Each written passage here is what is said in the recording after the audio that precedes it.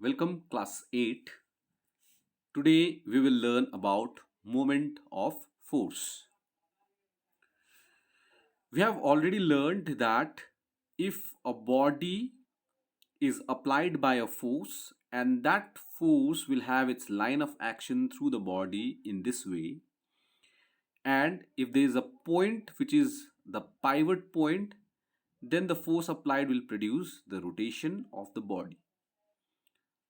So the point which is fixed is called the pivot point, and the distance from the pivot point up to the line of action, up to this line, this is the perpendicular distance, since it will produce 90 degree over here, the angle 90 degree over here. So this is the perpendicular distance from the line of action of force up to the pivot point. So this perpendicular distance is represented by small letter r. Now if we apply the force a bit closer, as in here, a bit closer towards the pivot point, then the perpendicular distance will decrease, and if you apply the force little more towards the edge, then the perpendicular distance will increase. So here, what does this perpendicular distance has to do with the rotation of the rotation of the body, sorry.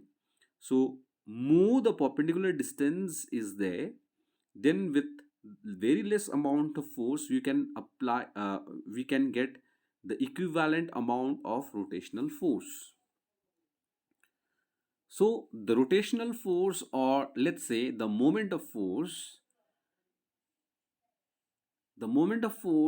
is the measure of the turning effect of force on a body. So the moment of force actually gives the measurement of how much body can turn, okay, with how much force. That is the moment of force, and it is also known as torque or simply moment. Now this moment of force or simply torque or moment, this depends on how much force is applied on the body, and it also depends on the perpendicular distance of the force. So we write moment of force as the product of the force applied with the perpendicular distance of the force from pivot, that is the value of r. So more the perpendicular distance, more will be the moment of force, or more the magnitude of force that is applied, more will be the moment of force. Similarly, if you apply very less amount of force, or if you decrease the magnitude of force, then the moment of force or torque will decrease.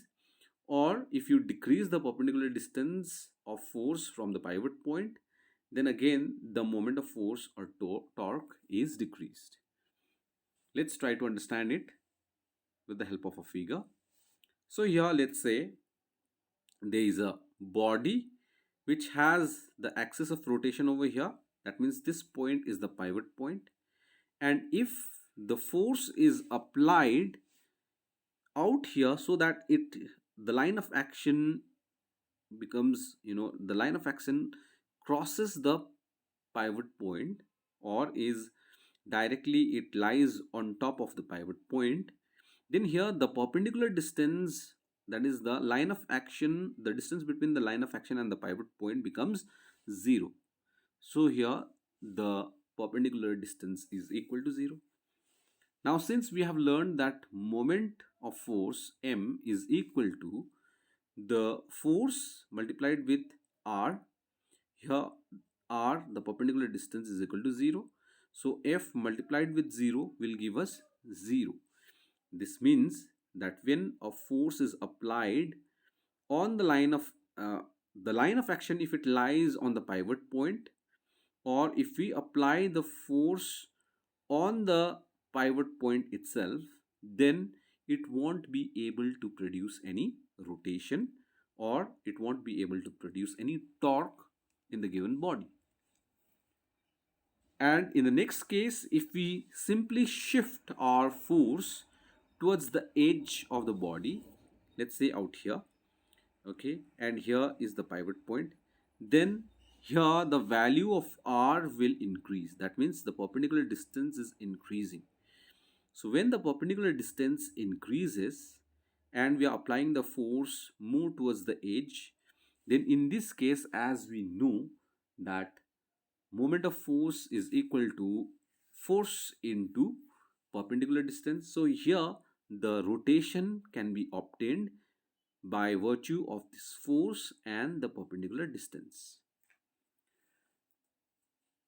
So for example, as we have already shown, using a spanner, in order to loosen or tighten the nut, we need the spanner with a certain length. So here this length is very important.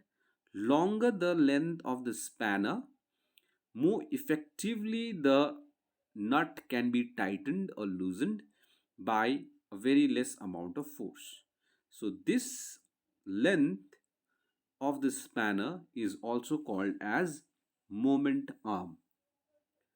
Why moment arm? Because it will produce the moment of force. Longer the length, longer the moment arm, less force will be required in order to produce the same amount of torque. Next is we'll learn about unit of moment or unit of torque. Since the relation of moment of force or torque or simply moment is equal to force into perpendicular distance, so here we need to learn about what is the unit of force. The SI unit of force is Newton, and the SI unit of perpendicular distance, so here we are talking about distance, so SI unit of perpendicular distance will be meter. So Newton and meter are the two units of force and perpendicular distance respectively. So the unit of SI unit of moment of force will be equal to force, that is Newton, multiplied with perpendicular distance, that is meter. So Newton times meter gives us the SI unit of torque or simply moment. So SI unit of torque is equal to Newton times meter, that is represented as capital N into meter small m. So what is 1 Newton meter then? 1 Newton meter is the amount of torque produced by 1 Newton force applied 1 meter away from the pivot point. So this is the definition of 1 Newton meter. Now suppose if there is a body which is where the two forces of equal magnitude in opposite directions are applied, and if this body is pivoted at the center, then the body will be able to rotate because of the force applied, and this moment produced by these forces is the clockwise movement. As we can see, it produces a clockwise movement. Similarly, if the two forces again applied in the two opposite directions at two different points away from the pivot point, and here is the pivot point, then here the two forces will be able to produce a rotational force which will be in the anti-clockwise direction. So the anti-clockwise moment will be observed. But if a body which is pivoted and the two forces are applied from the same side at two different points, then here the body won't be able to produce rotation. And similarly, if a body is pivoted and the two forces are applied in the same direction at two different points, again here also there will be no rotation. But if the two different forces are applied to different forces, one has a higher magnitude and the other one has lower magnitude, this force is greater than this force, then in this case the resulting force, that is this force, since it is greater, so it will be able to produce the rotation, and here this rotation will take place in the clockwise direction, so it will be a clockwise moment.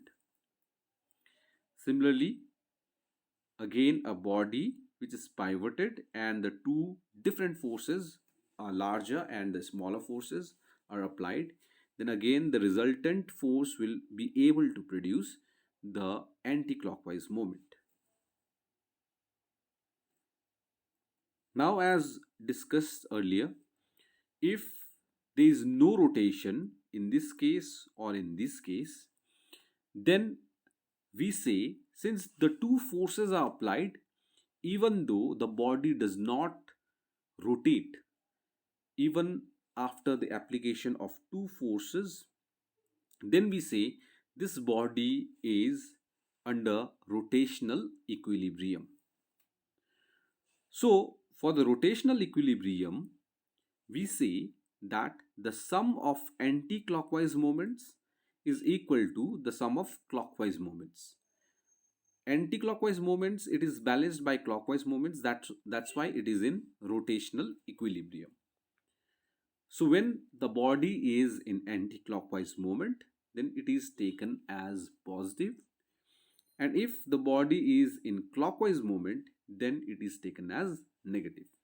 Please do remember, anti-clockwise is positive and clockwise is taken as negative.